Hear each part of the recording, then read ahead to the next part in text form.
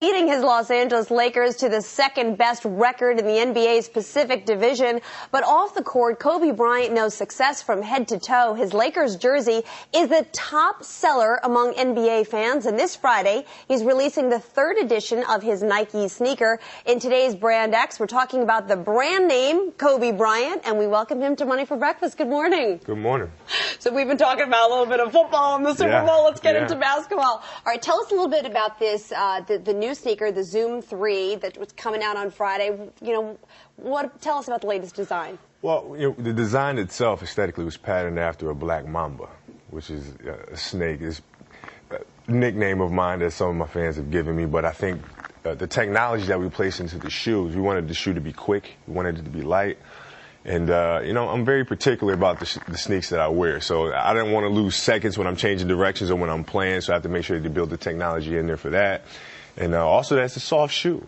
You don't want to feel like the shoe that you're wearing is like compared to the old shoes that you guys, used to wear, right? Yeah. These things are really lightweight, and clearly you get really involved in the kind of sneaker you're putting out there. Oh, yeah, I'm extremely passionate about it. And, from the design to the technology itself, I mean, it's very, very important for obvious reasons. All right, let's talk about endorsements, because you are one of the biggest endorsers in the NBA. The NBA is loving you.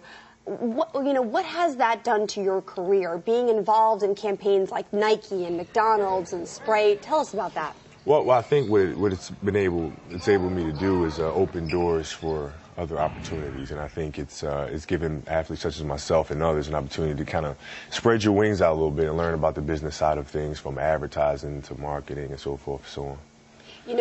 There has been a lot of talk, as you know, in the NBA, whether it be the Tim Donaghy thing, the fair amount of scandals. There's been issues related to TV ratings and things of that nature. What do you say to people out there who have become a little disenchanted with what they know of, the Kobe Bryants of the LA Lakers, of the dynasties of the early 2000 period? I mean, we're going to talk about some trades that you made that might make you the next dynasty. But is the NBA still what it is, and should we be tuning in? Well, I think there's always a period of change. And I think the NBA is going through it right now. We obviously have some tremendous potential with young stars emerging now, but I think that the game itself is just a beautiful, beautiful game. And, for people to tune in and to enjoy it and see some of the highlights and the dunks and some of the fantastic plays that his players make on a nightly basis, I think that sense of love and appreciation for the game will come back. And one of the ways you're connecting with fans is by blogging. KB24, tell me about this, because you're a rave for blogging. You've created this cult status by telling the fans what it's really about. How did you decide to blog? Well, the original concept came from a trip that we took for Nike in Asia, and one of the questions that I was asked about was, how do I relate to my Asia fans as opposed to my United States fans, and do you see a difference? And my response to that was, I think they're all one and the same. I embrace them all equally, and I wanted to create a forum where they all could join in together and create a community, no matter language barrier or geographical barriers or whatever it may be.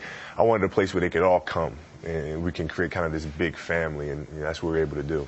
A lot of talk about the All-Star game coming up not too far from now. Of course, a lot of attention on New Orleans, what happened in Las Vegas last year, and the health of the Hornets and what's going to happen down there. Talk to me about that, because you've definitely been involved. Yeah, well, I think it's just it's a magical story. It's a story of perseverance, and it's a story of determination. And we as Americans have been able to unite around the city as a whole. And everybody's chipped in on helping the city kind of come back to what it used to be, or even better.